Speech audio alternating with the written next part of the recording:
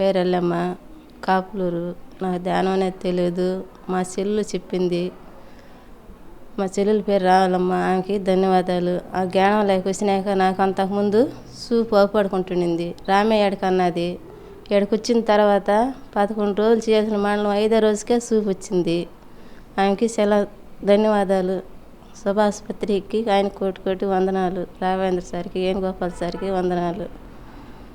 తర్వాత అదిమల నుంచి బాగానే అందరం ఆనందంగా హ్యాపీగా నాకు నొప్పులు వస్తేమి, చూపు వస్తేమి, దూరం చూపు బాగా నీట్గా అవపడుతుంది.